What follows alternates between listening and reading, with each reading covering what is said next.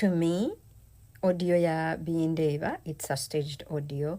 It is a staged audio. I mean, how he's addressing Kathe's son. Of all people, you want to tell me of all people that Bindeeba could call to talk about this issue is Kathe's son? Nag. Ate also referring to Kathe as as Kathe, yet amugamba your mom. At first yamugambia your mom, ate kati are referring to Kathe. You're talking to Kathe's son, and then nagamba Kathe buli muntu yenna chimanyi nawo chimanyi obufumbo bwe bwaggwawo, like that does not add up. But then also there is a reason why Kathe is videos going viral, or rather leaking. Why is it that of all things ebiri mu ssimu ya Kathe mu omuntu nga tomanyi Kathe toyogera kuba Kathe museegu ate nnyo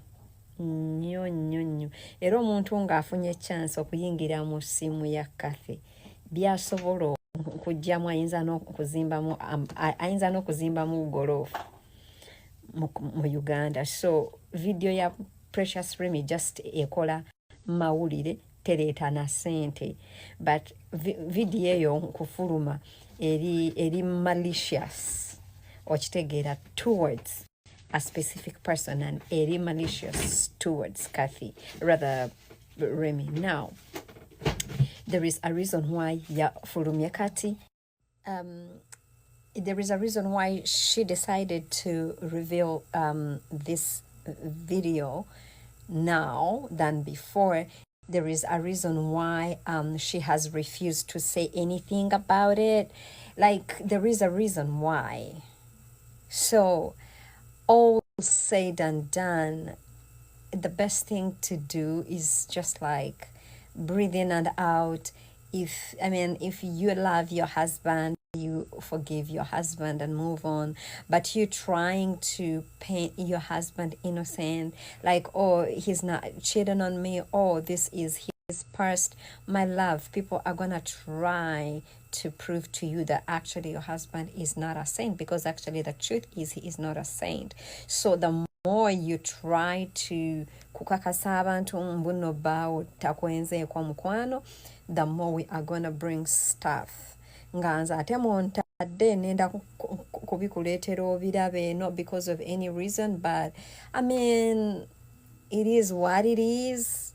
Remy, you don't have to try so hard to prove to us. What matters is you love your husband, and if your husband loves you, whatever faults or mistakes he is doing, whatever vices your husband has, you can sit back and talk about them, you and him, than you coming and you constantly nomuwolereza abaana bangi nnyo babadde nga bajjanga, they are constantly nga bawolereza abasajja, and in the end ebigambo ne bibakalira ku matama.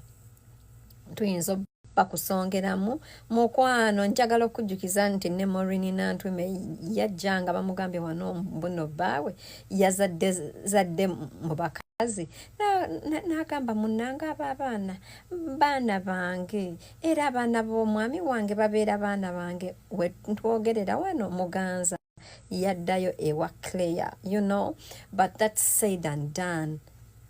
Sweetie, ffe bonnyonnyola mukwano.